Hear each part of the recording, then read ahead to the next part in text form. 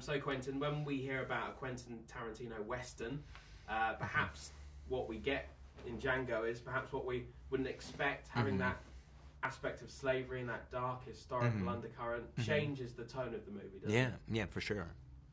I mean, was that one of the challenges? Is that why you wanted to set it in the Deep South and not just do like a spaghetti Western? Yeah, one of the things about it, though, was the idea of kind of doing a spaghetti Western. You know, it's not just big music and snap zooms all the time, thus making it a spaghetti Western and, you know, groovy-looking ponchos.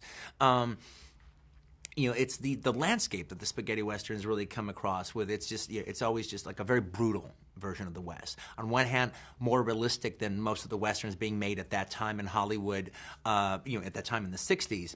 At the other time, there's this more realistic quality about it. On the other hand, there's also this heightened realism. It's also surrealistic. It has a very operatic quality to it. But they are very brutal, and there's a pitiless quality to them.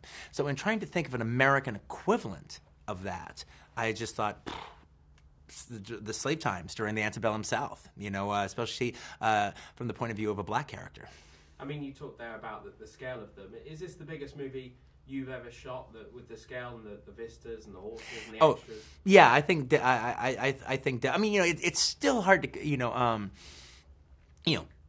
I still kind of think, I guess, Kill Bill is still like, you know, when the movie's put together, all right, is kind of still my magnum opus, all right. But you know, but even Kill Bill, though, like a lot of my other movies, tend to be interior driven. You know, I build big sets and do everything inside of those sets. This is the first time that I actually, you know, it's about a big canvas outside with the big vistas and the land itself is another character in the film. And it's very conventionally shot in the way that you have a character, Django, that you follow from start to finish. It's not a way you usually make movies, is it? I mean, was that a challenge? Yeah, well, I don't know if it was a challenge, but it was, you know, it was a definite choice on my part.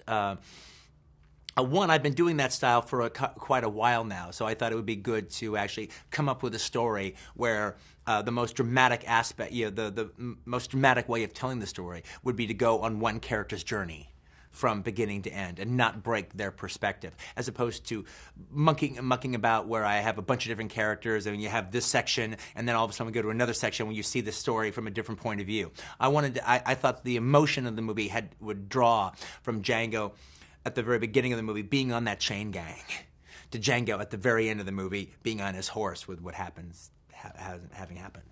And also, I mean, if you strip it all away, the slavery, the brutality, it's actually a love story, isn't it? It's very simple. Absolutely. No, and you know, and played quite straight. I mean, people talk about the revenge aspect of it, and they go, well, there definitely is a retribution aspect of the victims of history actually getting retribution against their oppressors.